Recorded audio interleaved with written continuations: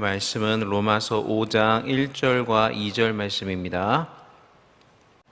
신약성경 245페이지에 있습니다. 로마서 5장 1절로 2절 말씀입니다.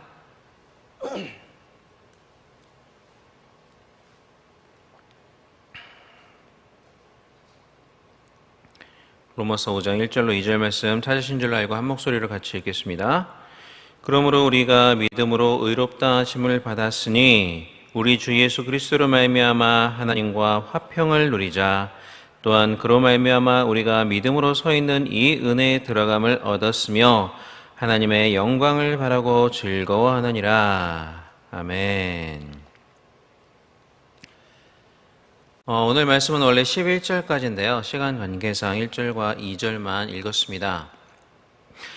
바울은 로마서 4장까지 해서 신자는, 그러니까 우리들은 오직 믿음으로 말미암아 구원을 받았다. 유대인이건 이방인이건 차별 없이 구원받는 것은 오직 믿음으로 말미암는 것이다라는 이신칭의 복음에 대해서 이야기하였습니다.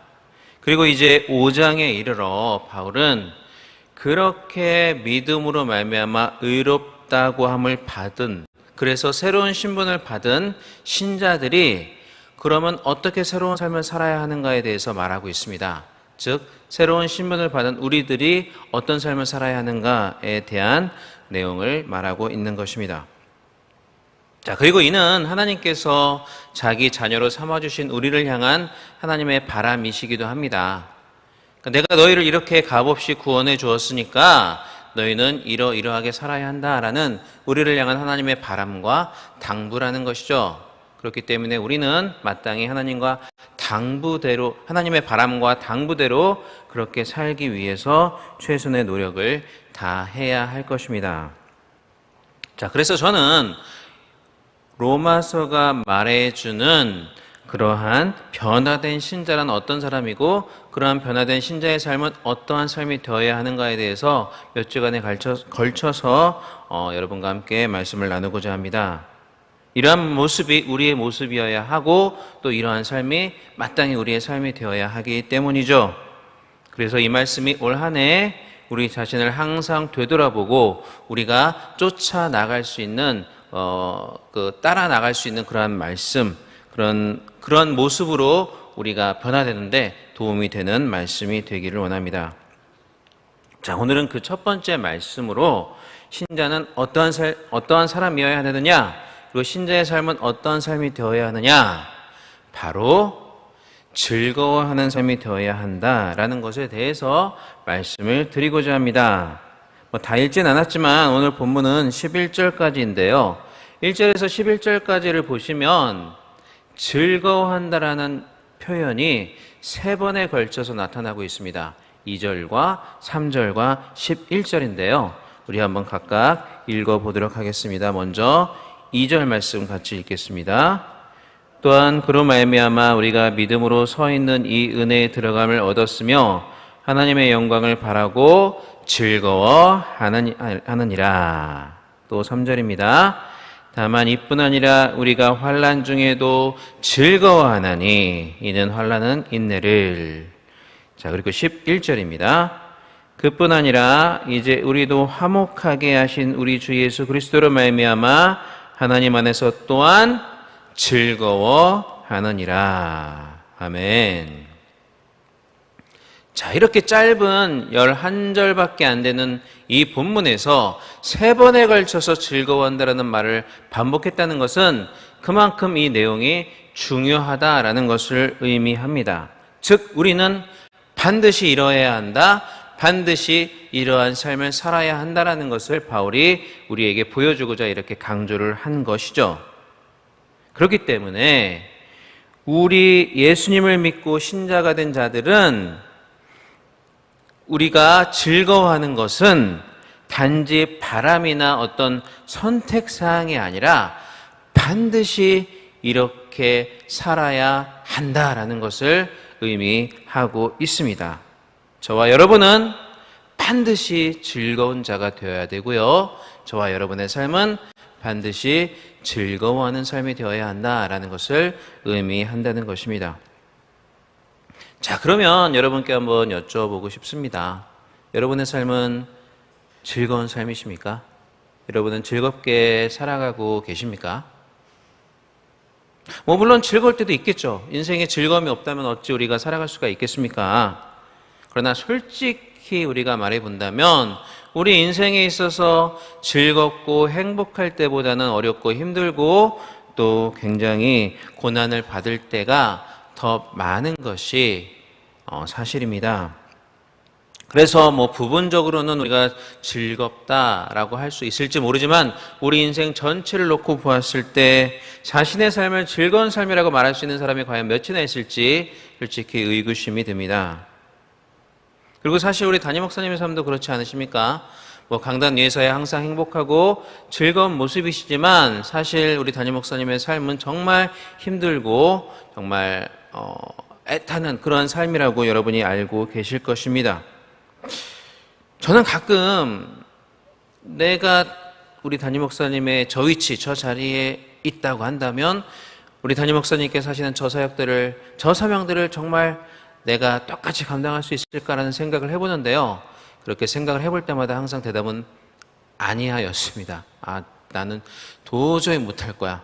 이런 생각이 항상 생각할 때마다 들곤 합니다.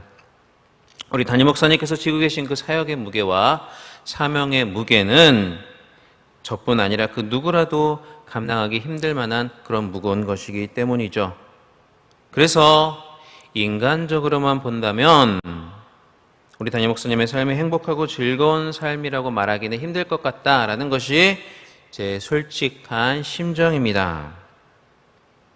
자, 그러나 저는 인간적으로만 본다면 이라고 방금 말씀을 드렸습니다. 여기 계신 여러분의 삶도 또 우리 담임 목사님의 삶도 또 여기서 설교를 하고 있는 제 자신의 삶도 인간적으로만 본다면 결코 즐겁고 행복한 삶이라고 말하기는 쉽지 않을 수도 있습니다. 자, 그러나 오늘 말씀에서 바울은 신자는 즐거워하는 자이며 신자의 삶은 즐거워하는 삶이어야 한다라고 거듭 강조를 하고 있습니다. 바울의 인생이 얼마나 힘들고 고단한지 몰라서 과연 이런 말을 했을까요? 그렇지 않을 것입니다. 그 누구보다도 주님을 위해서 힘들고 고난받는 삶을 살았던 것이 바로 바울이기에 인생이 얼마나 힘들고 어려운지를 그 누구보다도 잘 알았던 사람이 바로 바울이었을 것입니다. 그런데 그런 바울이 오늘 본문에서만 3번에 걸쳐서 변화받은 신자의 삶은 즐거워하는 삶이다라고 이야기를 하고 있다는 것입니다. 분명히 우리 현실은 그렇지 않아 보이는데, 그리고 바울 자신 역시 결코 그러한 삶을 산 것 같지 않은데, 한마디로 누구보다도 즐거운 삶과는 거리가 먼 삶을 살았던 것 같은 사람이 바로 바울인데, 그 바울이 확신에 넘쳐서, 그 어느 때보다도 확신에 넘쳐서 우리 신자의 삶은 즐거운 삶이다 라고 이야기를 하고 있다는 것입니다. 그렇기 때문에 우리는 바울이 우리 신자의 삶은 즐거운 삶이다 라고 그렇게 확신 있게 이야기하는 뭔가 특별한 이유가 있겠구나 라는 것을 우리가 미루어 짐작을 해볼 수가 있습니다. 우리가 보통 인간적으로만 보았을 때와는 다른 어떤 특별한 이유가 있겠구나라고 생각을 해볼 수가 있다는 것이죠. 자, 그리고 그 이유가 오늘 본문 1절과 11절에 나와 있습니다. 1절 말씀, 11절 말씀 각각 한번 읽어보겠는데요. 먼저 1절 같이 읽겠습니다. 그러므로 우리가 믿음으로 의롭다 하심을 받았으니 우리 주 예수 그리스도로 말미암아 하나님과 화평을 누리자. 또 11절입니다. 그뿐 아니라 이제 우리로 화목하게 하신 우리 주 예수 그리스도로 말미암아 하나님 안에서 또한 즐거워하느니라. 아멘. 자, 1절과 11절의 말씀이 크게 다르지는 않습니다. 거의 비슷한 이야기를 말씀을 하고 계시는데요.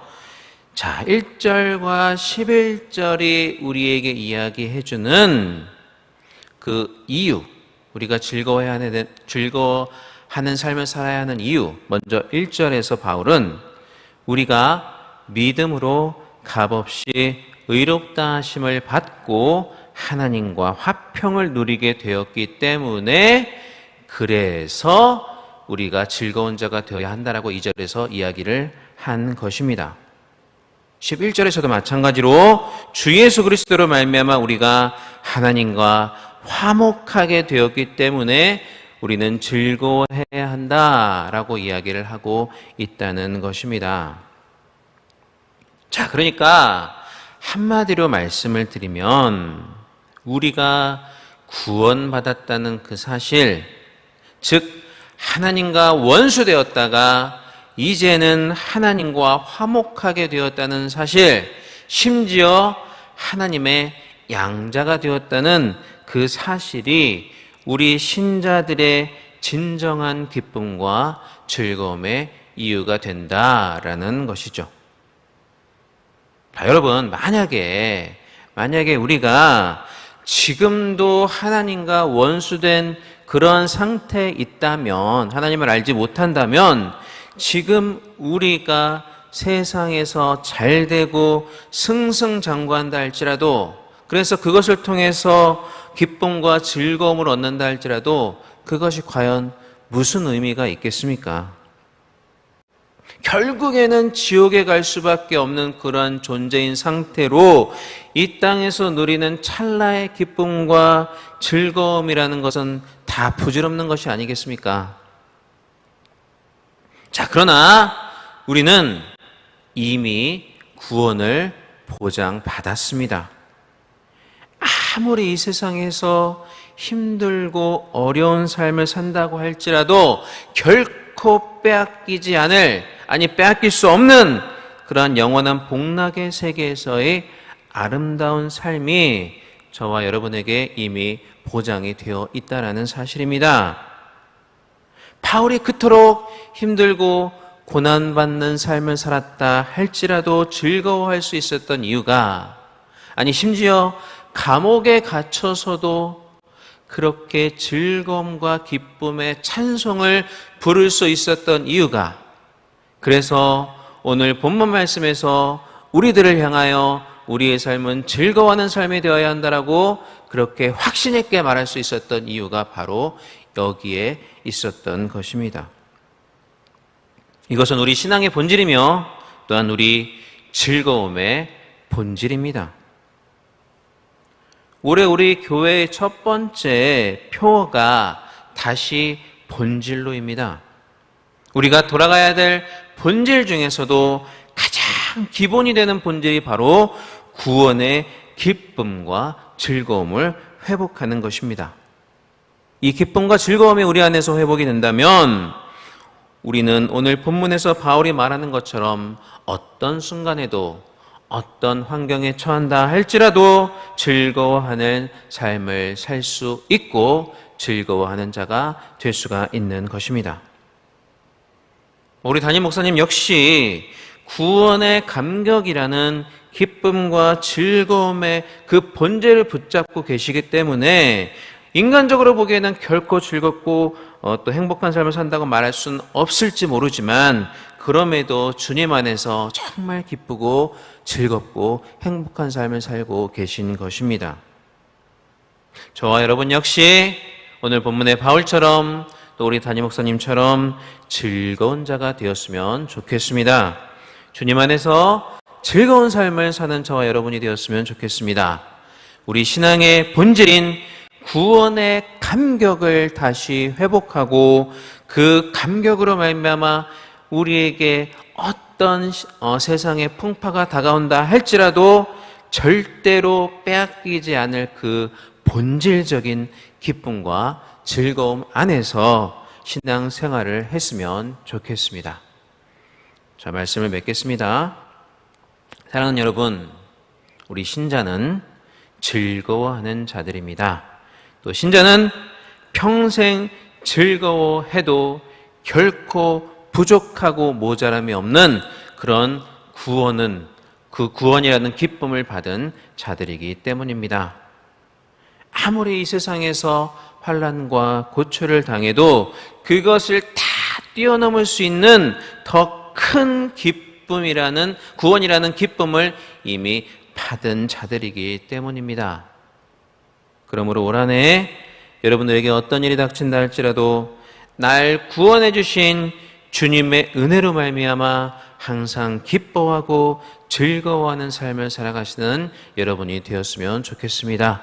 그런 한 해를 살아가시는 저와 여러분이 될 수 있기를 주님의 이름으로 간절히 축원합니다. 기도하겠습니다. 하나님 아버지 감사합니다. 우리 고단한 몸을 깨우시고 이 새벽에 하나님께 예배드리고 이렇게 기도할 수 있는, 또 귀한 말씀을 드릴 수 있는 시간을 허락하심을 진심으로 감사를 드립니다. 또 귀한 말씀을 통해서 우리에게 은혜 주심을 감사를 드립니다. 우리 신자의 정체성은 기뻐하고 즐거워하는 자들이라고 하신 말씀처럼 우리가 즐거워하며 기뻐하는 삶을 살게 하여 주시옵소서. 그 어떤 것보다도 우리가 구원받았다는 그 사실이, 그리고 결단코 끊어지지 않을 그리스도와의 영원한 연합을 이루었다는, 하나님의 양자가 되었다는 그 사실이 우리의 본질적인 기쁨과 즐거움의 조건이 되어서 우리가 그 어떤 환난과 고초를 당한다 할지라도 기쁨과 즐거움을 빼앗기지 않고 이 세상 살아가는 동안 하나님 안에서 정말 즐거워하고 기뻐하는 삶을 사는 우리가 되게 하여 주시옵소서. 또한 하나님 이 시간 주님 앞에 나올 때 빈손으로 나오지 아니하고 귀한 예물 드린 우리 믿음의 권속들이 있습니다. 그들의 마음을 주님께서 아시오니 하나님 앞에 정말 자원하여 드리는 그들의 마음을 축복하여 주시고 그들의 예물이 하나님 앞에 아름답게 쓰임받을 수 있도록 주여 도와주시며 그들의 손길 가운데 천배 만배의 축복을 함께 해주시고 그들의 가정과 사업장의 축복을 받을 수 있도록 주님 함께하여 주시옵소서. 이 예물이 쓰이는 것마다 하나님의 영광만이 나타날 수 있도록 주님 함께하여 주옵소서. 감사를 드리며 이분의 말씀 우리 주 예수님 이름으로 기도하옵나이다. 아멘. 하늘에 계신 우리 아버지여, 이름으로 기여김을 받으시오며 나라의 마옵시며 뜻이 하늘에서 이루어진 것 같이 땅에서도 이루어지이다. 오늘날 우리에게 일용할 양식을 주옵시고 우리가 우리에게 죄 지은 자를 사하여 준 것 같이 우리 죄를 사하여 주옵시고 우리를 시험에 들게 하지 마옵시고 다만 악에서 구하옵소서. 대개 나라와 권세와 영광이 아버지께 영원히 있사옵나이다. 아멘. 자, 이 시간 우리 같이 기도하겠습니다. 먼저 교회와 우리 담임 목사님을 위해서 기도해 주시기를 바랍니다.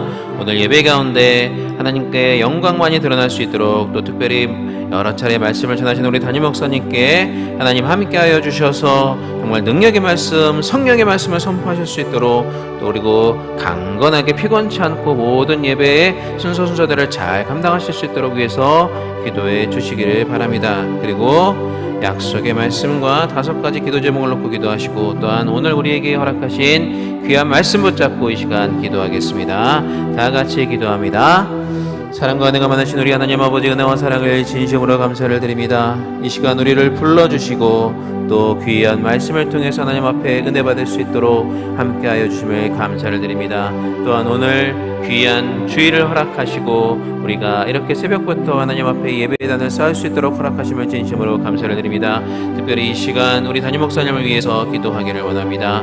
우리 담임 목사님 오늘도 여러 차례의 말씀을 또 강단에서 선포하셔야 되는데 결코 피곤치 않으실 수 있도록 주님 도와주시고 능력의 말씀, 성령의 말씀을 선포하실 수 있도록 주님 능력 가운데 붙잡아 주시고 함께하여 주시옵소서. 오늘 각 처소마다 드려지는 예배마다 주님 함께하여 주시고 그 모든 예배가 하나님께만 영광이 되는 귀한 예배들 될 수 있도록 주님 함께하여 주시옵소서. 주님 역사하여 주시옵소서.